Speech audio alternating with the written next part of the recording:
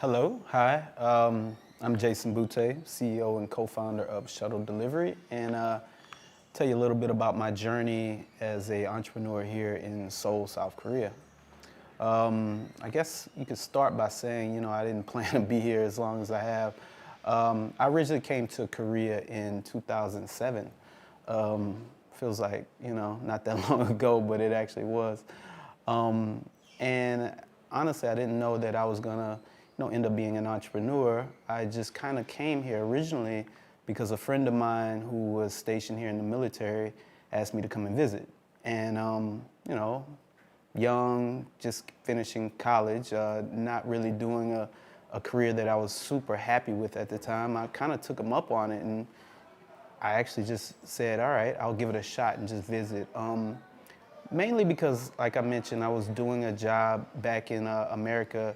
It was auditing, which was absolutely not the right fit for me, but I didn't necessarily think entrepreneurship was the right fit either. But as I started to live here and actually see the culture, I started to see different little avenues that might be available to me. And I thought to myself, how do I end up staying here? And so that's kind of what took me down the journey of entrepreneurship and led me to eventually get to the point where we started a company here that has almost lasted close to 10 years. So yeah, I'll tell you a little bit about that. So the name of the company is Shuttle Delivery, and it's a food delivery, on-demand food delivery solution for basically,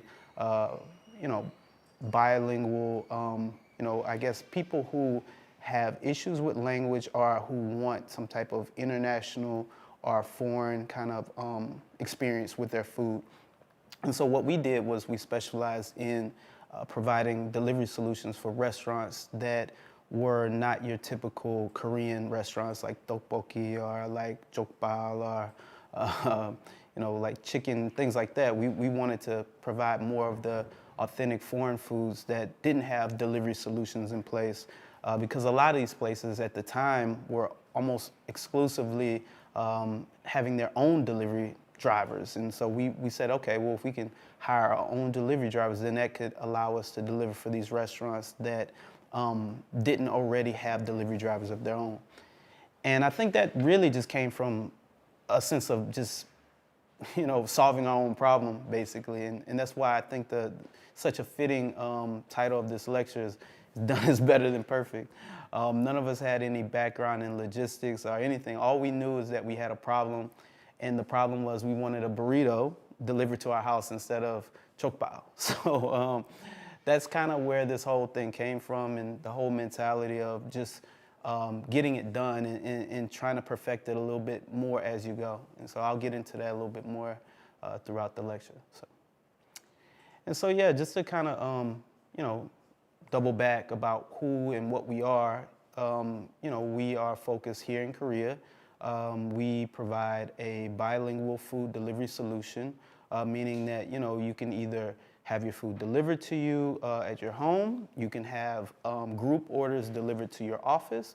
You can even go pick up the food yourself, and it's all done throughout our application. So basically, what we want to do is focus our energy on being a convenient solution for food. And so with that being said, that's kind of what's led us to keep evolving this project.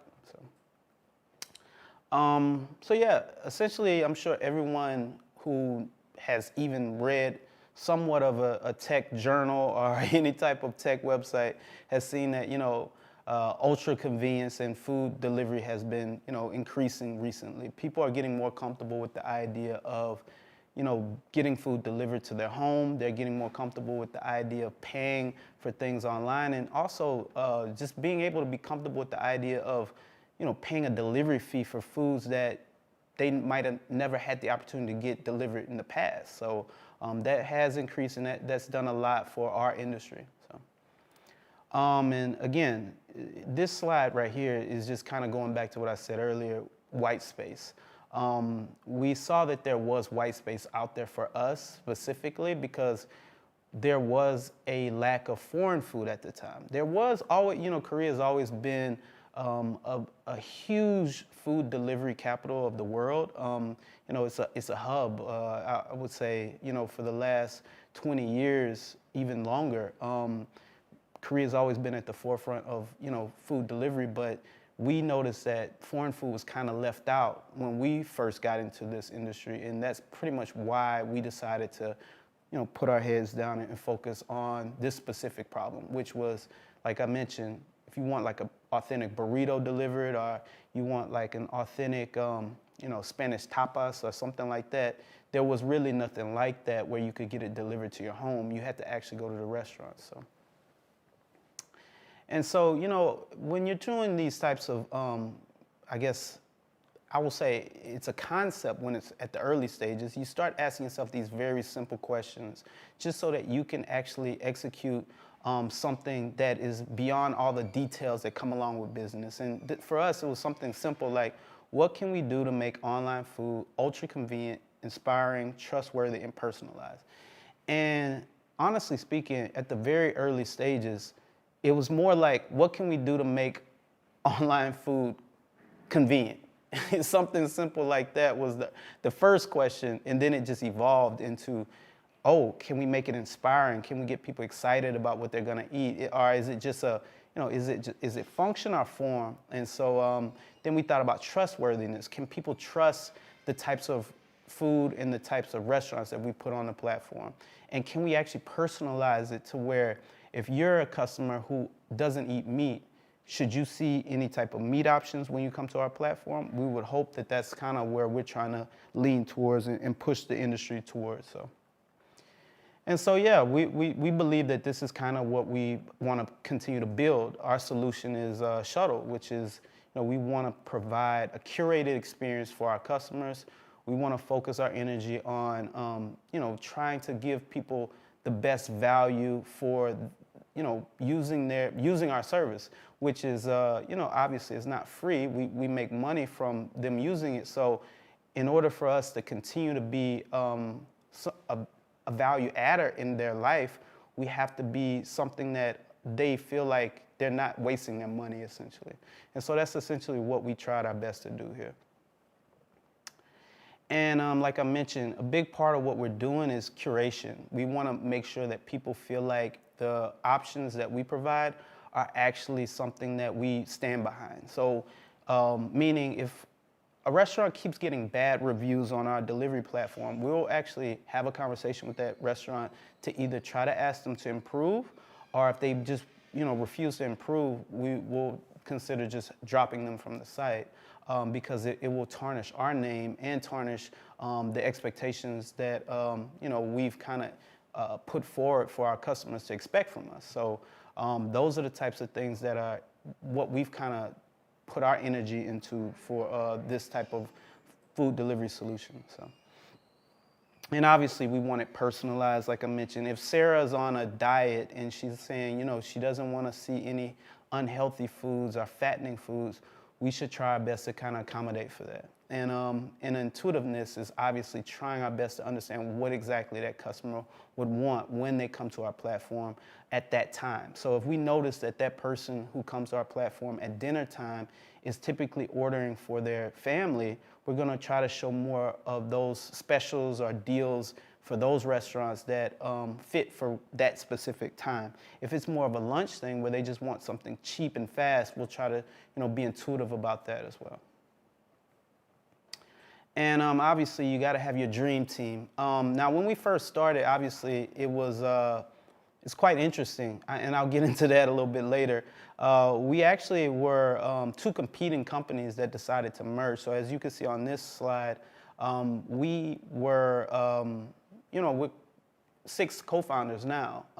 But at the time, it was actually 2 competing teams. And those teams, had to learn that what we're doing was bigger than ourselves. And I'll get into that in more detail. But the point of this slide is to just say, it's more important to collaborate and to show that it's better to win with a whole sort of team that can add value instead of you trying to contain it for yourself because you're afraid of losing power. So, And like I mentioned, the reason why a lot of the staying power that we've had so far is due to the team. We've had some amazing advisors who have, took a liking to us and who showed that, oh, you guys, if you just tweak this or thought about this, you can, take your company to a next level. And luckily for us, people kind of fell in love with our journey, and we were willing to kind of open up these opportunities and not try to, keep it to ourselves and be totally power hungry. And so obviously, as you can see, a lot of really, influential people have been there to kind of help guide us through this process.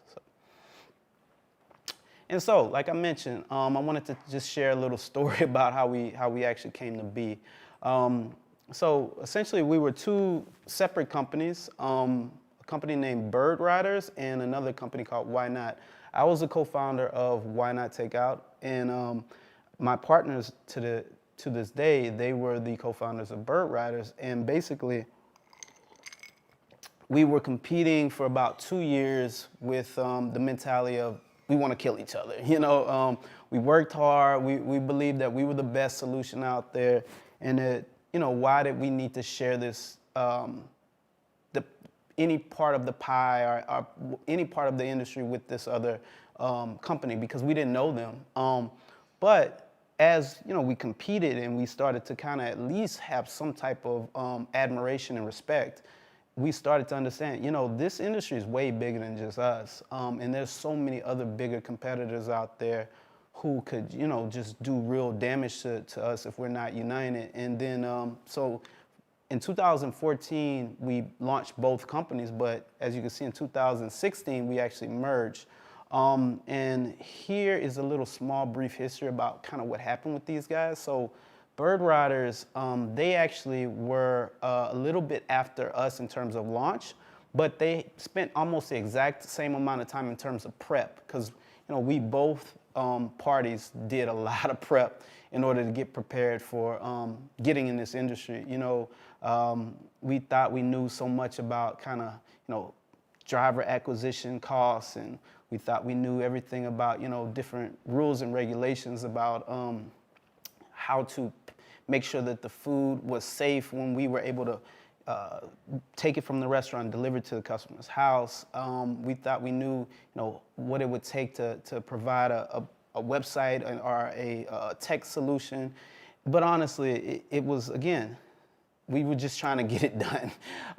Nothing was ever perfect. And we soon realized that, as you can see here, the prep that we did was just not nearly as much education as actually doing it. So when they launched in February of 2014, I'm sure if they're not here to speak, but I've heard this story a million times. It didn't come close to actually launching and just figuring things out and understanding that, the prep work that they did was a helpful tool, but it was never gonna account for actually trying to do the launching of the business. So.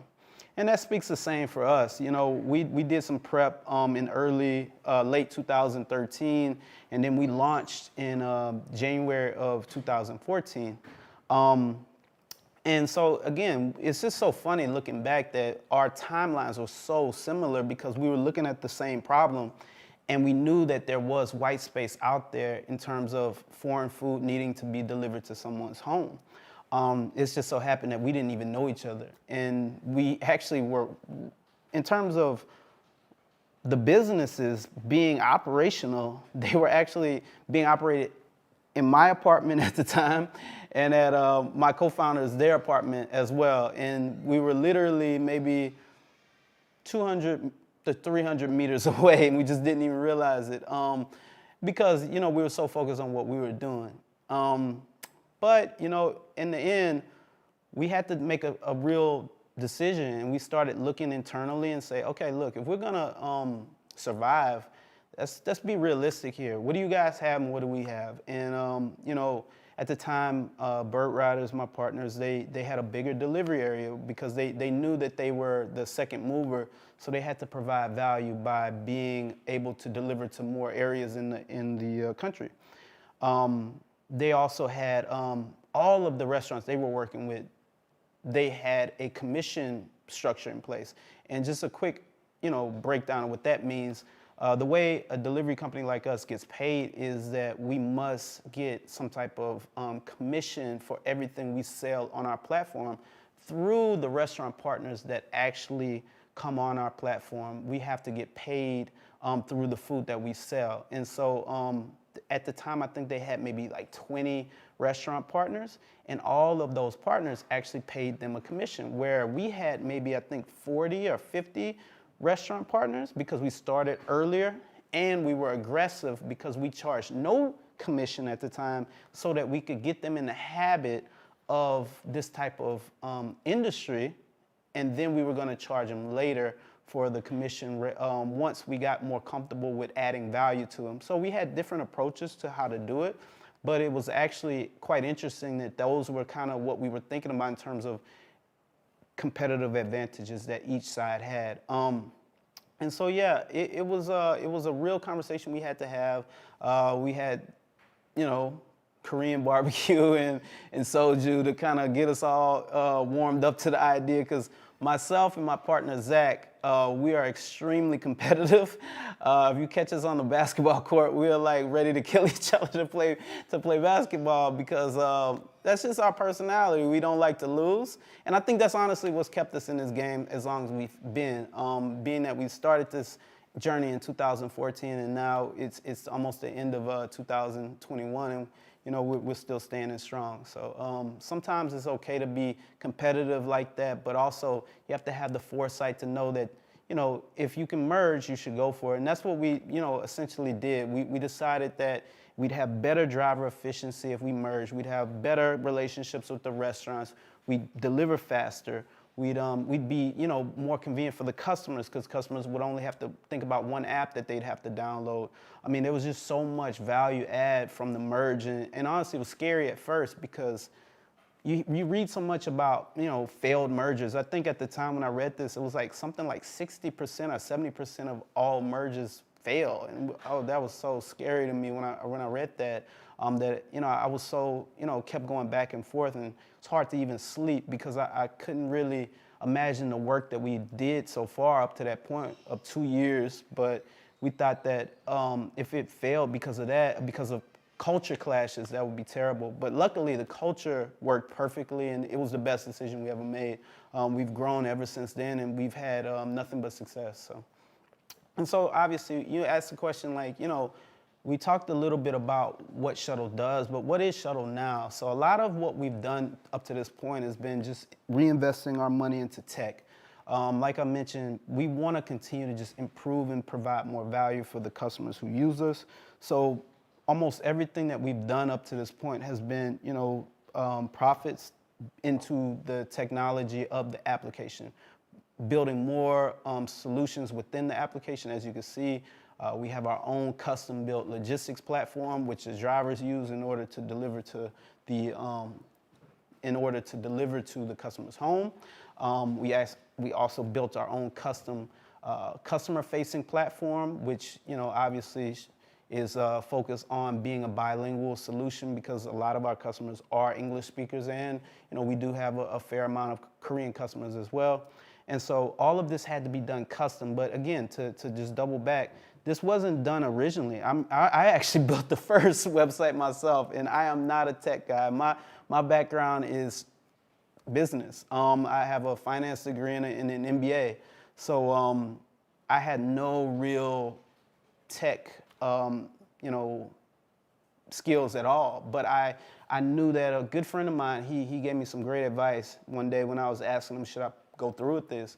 He said, Jason, look at Facebook. And I said, oh, okay, what's the point of this exercise? He's like, just look at it.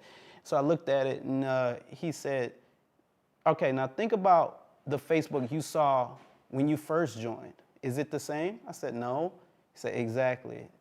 You iterate, and you iterate, and you iterate, and you continue to just iterate. As long as you're a business, you're going to consistently get better and improve. And so don't ever expect you to be who you are destined to be at that moment. And don't be afraid to put yourself out there in the market, because eventually you're going to get to your dream, which is where we're at now, where we have our own custom-built tech solutions, and we have a tech team that's building and working on improving it every day. And so again, this is how it works. We have our own custom solutions. We have a custom backend called Blueberry, where the restaurants can kind of manage the orders that come into their system. We have, obviously the application I mentioned about that the drivers use in order to deliver the orders. We have the actual application that the customers use, and we also use different API connections to connect to other outside platforms that help us complete our orders, like third-party delivery agencies. So, and again, our revenue model is quite simple. At the end of the day, we don't want to reinvent the wheel when it comes to revenue model. The way a food delivery platform gets paid is through vendor commission agreements, like I mentioned, which is focusing on the deals that you place with the restaurants that you're servicing. So if you're working with specific types of restaurants, they have to have this symbiotic relationship with you, because they want to, if you do well, they do well. If they do well, you do well. Meaning if they sell 10 million per month, 10 million won in sales per month, they're happy, you're happy, because you get some commission off of that, and they get more sales that they wouldn't get normally from customers who want it delivered to the house. And obviously we get the delivery fee, that's from the consumer, the person who's actually placing the order. And what we do is we take a little bit of that and we give the rest to the actual driver who completed that order. So he's getting almost all of the delivery fee when you pay a delivery fee for your orders out there, whoever placing those orders. Typically, the driver is getting almost all of that, and we get a small piece of that. And that helps, obviously, with costs and growing the business. And then there's, vendor analytics, which is, a nice little piece that can help build up some goodwill with the vendors. They'll see that, you actually want them to win. It's like I said, it should be a symbiotic relationship. And so they can actually ask for more, help, and we will, provide that at a small cost. But, if you're dealing with thousands of restaurants, it actually can start adding up and improve your revenue model quite a bit. So. And so again, this is, basically what we do. We take a little bit from the commission from the restaurants, we take a little fee from the consumer, and then obviously we're trying to lean more into subscription models, which I'm sure you guys all know about through Amazon and those types of things. So basically, at the end of the day, we want to just constantly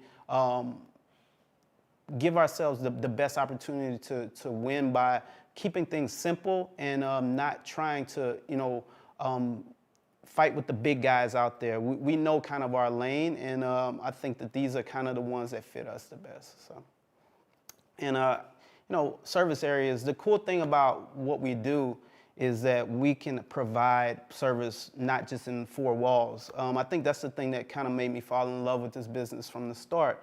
I used to actually, I co-founded a club. It was a venue in Itaewon called Cake Shop. And, it was going great and everything was fun. And actually, that's kind of what led me to this was I was spending a lot of late nights, mornings, working there. And then the next day in the afternoon, I wanted delivery food, but I kept getting the same delivery food. It was just getting very old. Like, you just kept getting jokbal, chicken, kimbap, same stuff over and over, jjajangmyeon, stuff like that. And then I was like, man, one day it'd be great to just get a burrito. And so that's kind of what led to this. And I remember my thinking at the time, I was like, well, if this club can do so well within four walls, wonder what could happen if you could just have the entire country or the entire food delivery industry to yourself. That would be amazing. And so, obviously we've been building this out since 2014, which we originally started in Yongsan only. And then that eventually led to Mapo and then Gangnam. But now we're in, Pyeongtaek, Songtan, Busan, Daegu. We're also in, I think we're going to be going to Incheon as well. So, I mean, little by little, we're trying to improve our delivery zone. That's actually one of the more difficult parts of this. But like I mentioned, the cool thing about it is, as long as you're in business, you can keep trying to expand. So that's what we're hoping to do. And I'd be remiss to not mention that we do have a lot of competitors in our field, but I believe that that shouldn't stop anyone from doing what they want to do. There's obviously the cool thing about our industry is people always say, all right, well, how do you make sure you get your piece of the pie? Well, we always look at it as it's not a piece of the pie if you can just keep the pie growing. I always think, what we've done is great, but what's important for us is just stay in the game and stay, in business, because the pie itself grows. And as long as you choose something where you truly believe the pie is growing, then you'll be fine. And that's kind of been the situation with us. As the successes of like Bayman and, obviously Bayman's had a lot of success. Delivery Hero has had a lot of success. Coupon East has had a ton of success. But we've all had a decent amount of success because the industry itself is just growing. And so thankfully, we chose something that I think actually provides value to people. And so again, everyone has their own kind of take on what the sweet spot is, but for us, this is the best fit for what we want to do, which is be curated and focus a lot of our energy on foreign food, because we feel like all the other companies are doing their own thing. We don't mind being a niche because we think that the niche that we're going after is quite big enough that we can, be a significant player in our own right, meaning that it's curated. So we don't have to have, 300,000 restaurants like Peda La Minja. We can maybe focus on just having, 30,000. And that could be just enough to make us actually still add value to our restaurant partners and add value to our customers, and focus a lot of our energy on the foreign foods, where some of our competitors will focus on the local Korean foods. So. And again, just to double back about why we think we can be different. And again, it's not saying that we're right. It's just about what we believe we want to do and add value. We believe that, one second. I just want to answer some of these questions. I'll answer some of these questions after I finish this. But yeah, in terms of differentiation, we just really want to put our energy on foreign restaurants. We always say, what we do isn't sexy. Like, what people fall in love with is the actual food. They fall in love with the restaurants, the brands. They have certain brands that, they will just go to bat with every day. We're just kind of the conduit, so to speak, that helps them get the food that they love. So we want to put that, the star, the shining energy on the actual restaurants. And so that's kind of why we thought it'd be really cool to put a lot of energy on these authentic foreign restaurants. So. And, again, this is why we believe we can still, make some pretty big noise in this industry, being that we've focused a lot of our time on trying to, put a lot of money back into tech, putting a lot of focus on the actual partner restaurants, not on ourselves, trying to provide, some type of, trustworthiness is a good word to use, so that customers can connect the food that they get delivered to them with us. Because our research has shown throughout the years is when people have a bad experience with food, they tend to, even if we did everything right, we delivered it on time, it wasn't messy, the driver wasn't rude, our app didn't crash or anything, people tend to not order if they actually thought the food was bad. They'll go maybe a month before they order again, because maybe they're a little gun shy because they had that bad experience and they felt like they wasted their money. And so we tend to try to think about that on a deep level. It's like that old thought process of, the psychological little test that they had, where you put people in two different rooms, where there's a room of hundreds of different ice cream, and then there's a room of like a dozen ice cream. And the room with the dozen ice cream tends to have more purchases happen than the room with hundreds of ice creams, because people get in a point where they just feel like, maybe I might make a bad decision here. So, and just, last thing I want to talk about is just kind of what we've experienced from doing business here in Korea. Obviously, Korea's been great to us. Very thankful for being able to find some white space here. that allowed us to do business as long as we have been in. But obviously, you know, you got to be very thoughtful about what you decide to do, because there's the issue with language. Even if you speak the language pretty well, there are certain, you know, nuances that, especially when it comes to like actual business language and trying to get in positions where you have to kind of network and do some real important stuff that you want to have a local, so to speak. I know that's just been the case with us. We were luckily able to have a really great co-founder who helped us really navigate through some tough times, because I mean, we've had so many different things happen to us from doing business as long as we've done. If we didn't have her, I'm sure we've been in some really difficult situations, because she had this desire to overcome, where if we had to outsource that, maybe that person wouldn't have had that same internal feeling of, this is mine and I want to protect it. And obviously there's so many different marketing strategies when it comes to foreigners and Koreans, so that's such a huge factor. We didn't realize it was such a huge issue. Of course, we thought about that, because you hear all these stories, case studies, where Walmart tries to come into Korea and they just assume Koreans were gonna just be so happy that they came, that they're just gonna, you know, do exactly what they expect. But, you know, Koreans have their own expectations about what products and services actually are valuable to them.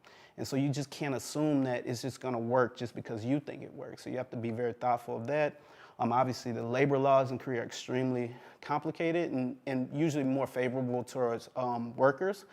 But, you know, that shouldn't stop you, obviously, because if you want to be an equitable employer, then that's just part of the game. And I mean, we have like, I think close to 70 people on our payroll, and it took a while to get to the point where we could really feel confident that this was going to be okay, because you hear all these horror stories, but you know, it's good to have someone who's actually an HR expert who can kind of help you navigate through this stuff. Obviously, there's a lot of cultural differences in the workplace, a lot of hierarchy stuff. We learned that in a lot of different ways, where we would maybe think about promoting someone younger because they had, you know, shown a lot of skills, or they'd shown a lot of kind of that aggressiveness to really take charge.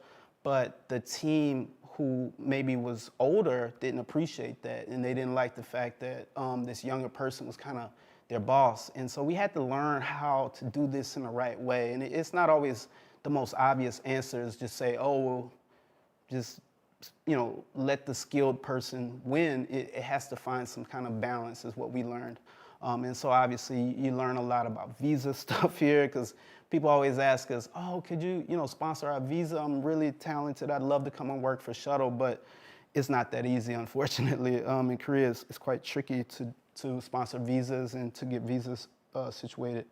And, you know, overall, just hiring issues. With smaller companies, it's definitely tough to hire top talent. You know, when you're smaller, the Korean students are typically wanting to go work for Samsung, you know, LG, Lotte, one of these big guys. And so, you know, if you don't have any notoriety, they'll just kind of look right past your job ad. So that can be quite tricky. But, you know, the reality is, I think that's going to be the case almost anywhere. But you just find that it's a little bit more pronounced and more profound here in Korea. But yeah, it definitely should never, you know, make someone not want to do what they want to do. At the end of the day, you only get one life, and if it's your dream, you know, again, with us, we have some of the most competitive, I think we're in one of the more competitive industries out there, but, you know, we've been able to kind of carve out our niche. And so I think anybody who's really, I guess, compelled is the right word, to go forward with their dream, they should just go for it regardless of these challenges. So. And so, yeah, this is us. You know, Shuttle Delivery. If you want to know more about us, go to our Facebook, go to our Instagram. Please like us there. Obviously, if you want to try Shuttle, that'd be amazing. You can actually get some credit if you put in our those names. My name, actually, Jason Boutte, Jason Boutte, or Zachary Marble. Those both would work, and you know, that'd be a great way to just kind of test out the service and see if what I've been saying is actually somewhat true. So I appreciate you guys listening to our story, and obviously I'm gonna try my best to answer some of these questions. So let's see what we got. Okay. All right. So I'll try my best to go with Chloe Lim, her question. So how did you overcome the language barrier, and what's the best way to meet teammates that would work with you on the idea that you have? I think that the language barrier thing is a big one. I think that you definitely need to be thoughtful of it. It can't be the reason why you decide to do it or not. Because at the end of the day, you can always have translators, or you can always have, there's so many free services here in Korea about, translation services. So that shouldn't be enough to deter you. Because at the end of the day, if you have something that, the market will decide if you're gonna win or not a language barrier. So I will answer that by saying, I think we overcame it by being fortunate that we had a great co-founder, Lauren Lee. She was amazing. She's amazing. She's been there from the start, and she kind of helped, when those moments where, we couldn't really just have an outsourced solution in place. She was there to kind of be our teammate and make sure that, we didn't lose what we built. And the other question, you say, what's the best way to meet teammates? I think the best way, honestly, is to take recommendations from people. If you don't know them already. That's how I met almost, with Why Not, it was myself, Lauren Lee, Mark Besh, Florian Vermlinger. All of those people we actually met through other people from recommendations. So I didn't really, none of those people were not my friends. Like Florian Vermlinger was our CTO. I met him through another friend who was a website developer who said, who you should meet is my friend Florian Vermlinger. He could really help you. And then, I told him about the project. He got very interested and he joined. Same thing with Mark Besh. I had a friend who told me, hey, if you're really gonna do this, Mark's a really great designer. You should at least ask him to design your your logo. And so he did that for free, and he's like, man, this is really cool. Why don't I try to, invest or come on and help with design and marketing? It's great, And then my other partner, Lauren Lee, she came through another mutual friend who said, she's a hard worker, she's very smart, and she was essentially just supposed to come originally as a customer service agent. She's supposed to answer phones, help with, placing orders to the restaurant, stuff like that. And then it just transformed into her being, obviously a co-founder. So to answer your question, I hope that was helpful, Chloe. I think that it's all about recommendations, trying to ask other people who are good fits for the project. So, and and so Chloe, I think that the community of foreign people in Korea, there is a Slack channel called Seoul Startups. That's a pretty, that has a pretty large amount of the foreign people who do startups in Korea, if that's kind of what you're asking about. That one has, I think, maybe about 2,000 members on that Slack channel. But I mean, if you just want to, talk to different foreign people in Korea, I think probably maybe expats in Korea, or maybe like the HBC Itaewon Facebook group. Some of the Facebook groups on will probably be quite helpful as well. All right, Adam, glad my story checks out. Great. Suraj, how did you keep your nerve when your competitor Uber Eats entered the market? Now, that's a great question. Really, really good question. That one was probably one of the more tricky moments in our entire existence, because that was the first time we've been faced with an opponent who actually was bilingual like us. They basically took our exact same model, because, they knew that this kind of worked. So they were like, okay, bare minimum, let's go after the foreigners and try to get that market. But they didn't have a lot of the same, I guess, struggles or the same experiences that we had had. So they kind of had a few, mishaps that were good for us, obviously. And so I think that's what kind of helped us keep our nerve, was like we knew that they were making some crucial errors. And so they were in the market for about 2.5 years before they just pulled out because they just couldn't make any real traction. And so luckily for us, they just kind of were shooting themselves in the foot. They had a lot of money. They were putting money into marketing a ton at the time. They had TV commercials and all kind of ads, and it was worrisome. But we had a very, very strong strategy when they came on board. We knew exactly what we wanted to do. To us, the key was to keep the good restaurants that we had. We knew that, again, we're not the star of the show. The star is the food. And so we knew as long as we made sure that the food was good and that we had all the good food, people would still support us. And that's kind of what happened. So, okay. Could you explain visa issue that foreign people can stay in Korea while doing business? Okay, yeah. If you have what's called a investor visa, which is a D8, I'm sorry if I'm getting this wrong, but they have a lot of information at the Seoul Global Center. If anyone wants to know more information about visa stuff, the Seoul Global Center actually has a ton of resources about visa issues, and I think that they would actually talk about the D8 visa. And D8 visa allows you to invest, I think, $100,000 into starting up your own business here in Korea, and that would allow you to stay in Korea doing business. I think that that's kind of the answer, okay? And then one more question. When do you recommend to begin business with Korean teammates or foreign teammates at the first time? Thank you. Okay, so I would say, here's the truth. I think you should always vet your teammates first. Make sure that they're in, people always have to say, are they vested? Are they really, do they buy into what they're doing? And the best way I did it was, I took my time getting to know them. I didn't know them perfectly at the time. So I had my doubts, just like anybody else. It's not like we grew up together and were best friends. And if I gotta tell you the truth, we started, Why Not? Me and one of my best friends at the time, we started it.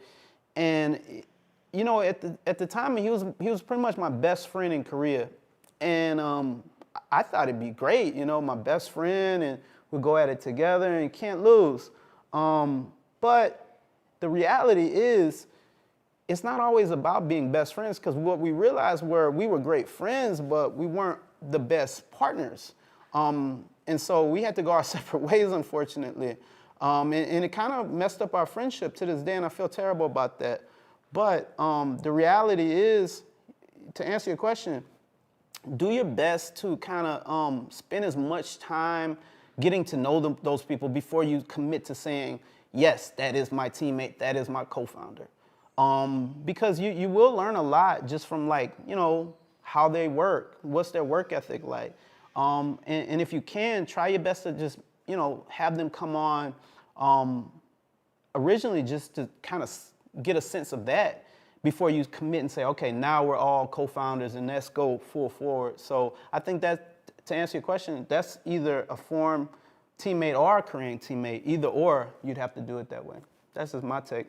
Okay, can you explain how marketing your startup is different compared to other companies? Yeah, I mean, basically the way we've kind of approached our business is we want to believe that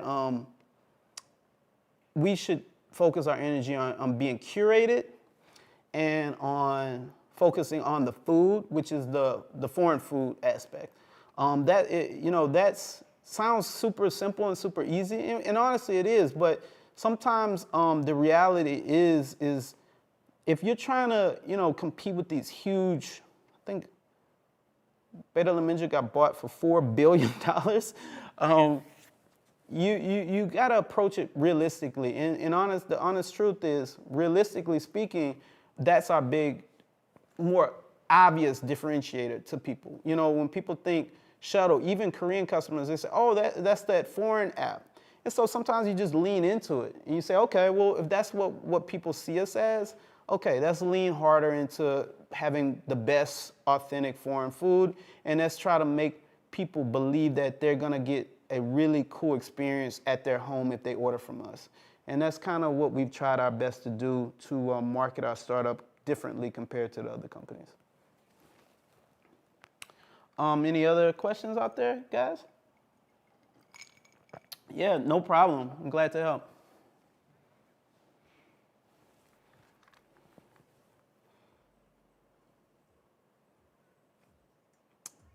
Okay, well, if no other questions, thank you so much for having me today. I really do appreciate you guys listening in and just kind of understand a little bit about the shuttle delivery journey.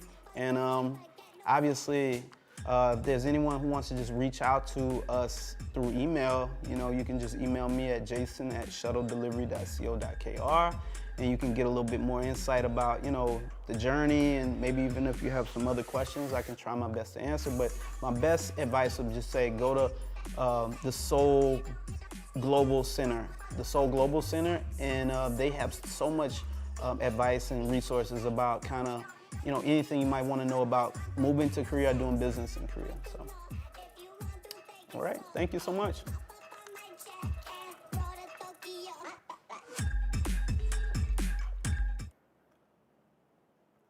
Jason's lecture in Seoul Startup Cafe in Hongdae is now finished.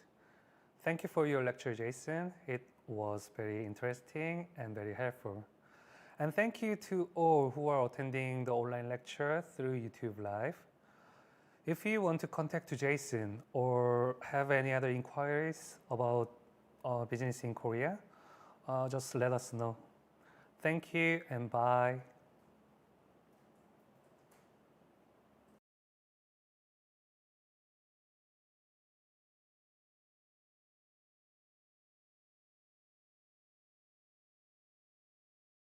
Are you interested in building your own startup? We have an answer for you. Seoul Startup Cafe in Hongdae is the place to be. The space is filled with people who are both innovative and welcoming, creating a comfortable work atmosphere. The youth of the area surrounding Hongdae University, as well as the passion within Yeonnam. We encourage young startups. We are Seoul Startup Cafe in Hongdae. Seoul Startup Cafe is cooperated by Seoul Metropolitan Government and Hongdae Valley Foundation.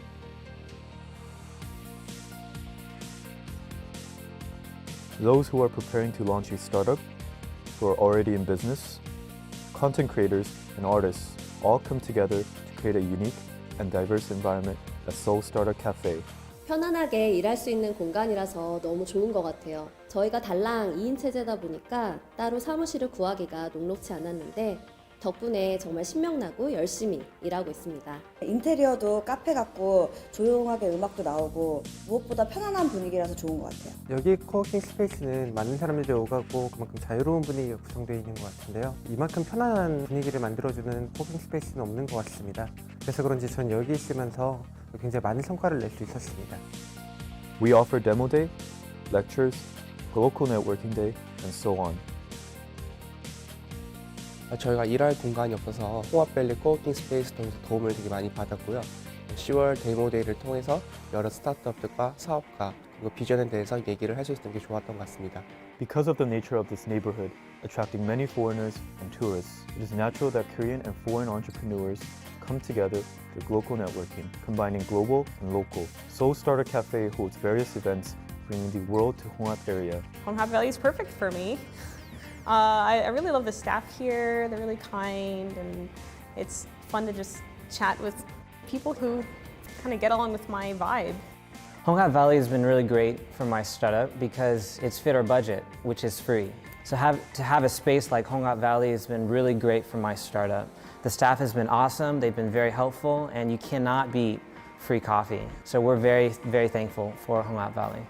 What I really love about Honghap Valley is that it's conveniently located near Hongdae, And so I can come here every day to work on my personal projects or meet like-minded people. But the best thing about Hongdae Valley is actually their staff. They're really nice and their coffee is the best. 커피 한 잔 드세요. It's really good, their coffee. People with young energy can freely work together. Entrepreneurs to be can come anytime and make their dreams come true. Everyone creates a synergy in this startup-friendly space here at Seoul Startup Cafe in Hongdae.